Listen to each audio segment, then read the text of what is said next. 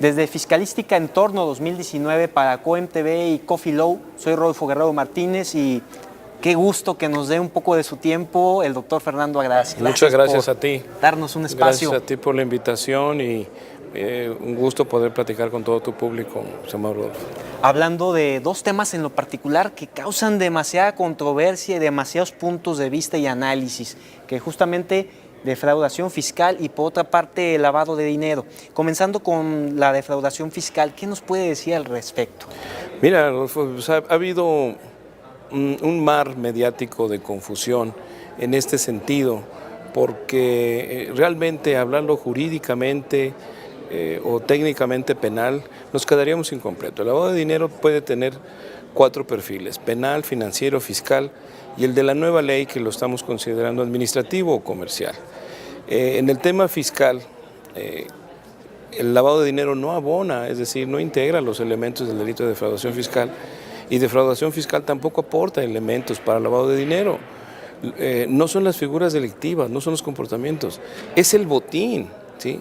Recordemos que el lavado de dinero es la persecución de un botín anterior, y defraudación no genera dinero, oculta dinero, a lo mejor por el ocultamiento pudiera ser, pero si una empresa en su ámbito comercial percibe ingresos por su venta, las aportaciones de sus socios, venta de sus activos, contratos, préstamos, la procedencia de ese dinero es lícito.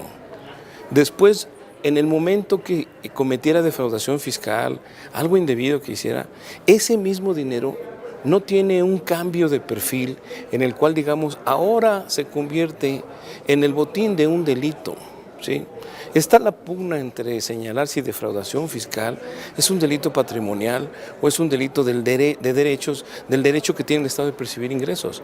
Porque si fuera patrimonial, el Estado sufriría un daño, no un perjuicio. Es decir, el perjuicio es lo que dejó de ganar. No le quitaste nada, sino no le entregaste. Por otro lado, defraudación fiscal, pues ya, si se comete ese delito por parte de la empresa o las personas físicas que sean, ¿sí? Va a tener una sanción. Sería una doble pena, ¿no?, por ese mismo hecho. Hay muchos criterios que nos señalan también. Al revés, en el tema del lavado de dinero, el lavado de dinero vamos a cobrar los impuestos que no pagaste. ¿Por qué? Porque generaste un ingreso, estuviste escondiendo un botín y después pues eso te causa un ingreso, sería un ingreso acumulable, ¿no? Vamos a pensar dinero, ¿sí? Pero ¿qué ley de impuestos tiene grabado esa actividad para saber qué tasa base o qué tarifa le vamos a poner? La ley del IVA, ISR, IETU, ninguna ley tiene considerado algún delito para cobrarle impuestos.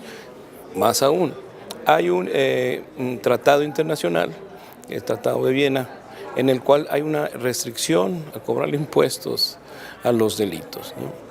Entonces podemos señalar brevemente que defraudación fiscal no integra elementos de lavado de dinero y el lavado de dinero no integra elementos de defraudación fiscal, ¿sí? Sin embargo, ahora vemos que ha habido muchos cambios. Hoy en día, precisamente el día de hoy, que se incluyeron nuevos delitos graves en el artículo 19 constitucional, fíjate, no pusieron lo que tanto habían estado diciendo por parte de Prodecon y de Hacienda: la compra-venta de facturas, el acto simulado, ¿sí?, las operaciones inexistentes. No se señalaron, no se incluyeron, ¿sí? Se incluyen otros tipos de temas, pero no se incluyó este perfil, digamos, de simulado ante Hacienda, ¿no? También yo te comentaba hace un momento que en el tema electrónico, en la reforma penal que no hubo en el sexenio pasado, hubo unas inclusiones en el 2016, lo que nos faltó es realmente hacer un análisis del tema electrónico y por el cambio del sistema acusatorio, ¿qué es lo que sí se puede hacer?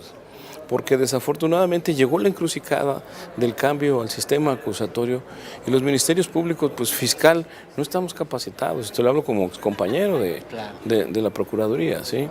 Entonces hay que ir a hablar y no hay esa inclusión de todos los temas, ¿sí? El derecho fiscal no está peleado con el derecho penal, pero no está homologado tampoco. ¿Qué es lo que sucede? El derecho estaba hecho para tratarnos entre nosotros, Rodolfo, no con máquinas, ¿sí? La máquina es un instrumento en el cual, pues por definición, no se le puede engañar.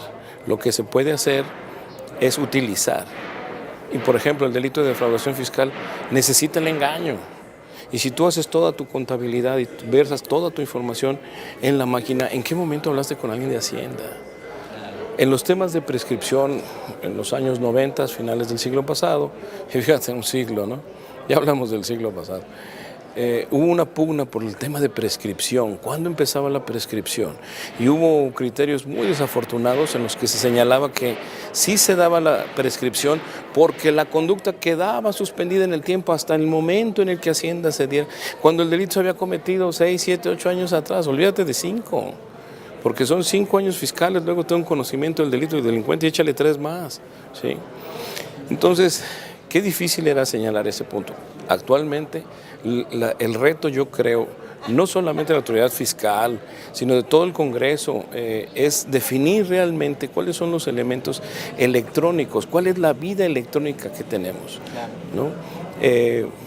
Un punto que a mí me es muy importante siempre comentar es que para una verdadera identificación de quién utiliza el sistema, ya no es utilizar clave, contraseña, el NIP, ¿sí? Que te den tu tarjeta, tu token. No, debemos incluir la bioidentidad. ¿Cómo es esto? Como en los bancos que actualmente vas y pones tu dedo para decir, tú fuiste, tú eres, esa es tu identidad. O el iris. ¿Por qué Hacienda no nos da una maquinita que lea el iris o que lea el dedo?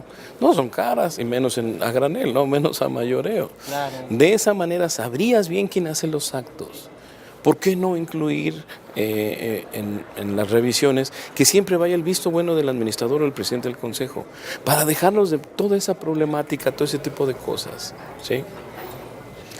Finalmente y muy concretamente, maestro, pues el tema da para mucho. ¿Cómo debe de ser comprendido este tema del lavado de dinero nada más en lo que pues, es este año para hacer las cosas lo mejor posible? Mira, actualmente hay todo un tema de cumplimiento, de verificación, así como el sistema anticorrupción, de la ley de lavado de dinero, me refiero a la ley Priorpe, a la ley comercial, pero también deben tener un sistema para prevenir esos delitos de lavado de dinero que tú no sabes de dónde viene el dinero, con quién estás tratando. Tienen que incluir ahora las empresas políticas para saber con quién trato, ¿sí? Y no solamente con quién trato, qué persona moral, sino quiénes son los que se benefician. Eso está incluido, esos criterios están incluidos en la ley antilavado, en la ley Priorpe.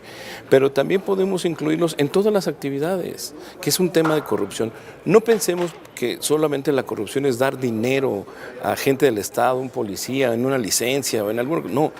Corrupción entendamos como la corrosión de los procedimientos de las empresas que no verifican el comportamiento de sus empleados ni tienen bien sus procedimientos, ¿sí? En eso tenemos que estar bien alineados para saber que no estamos ayudando a pillos, ¿sí?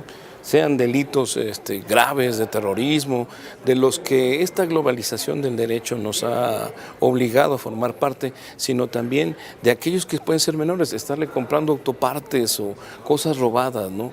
Las empresas de computación se han quejado mucho de los consumibles, ¿no? Los toners y eso, sí, claro, que se les roban y luego los encuentran por ahí vendiendo. Todo ese tipo de políticas debe estar incluido para saber que estamos comportándonos bien, ¿no?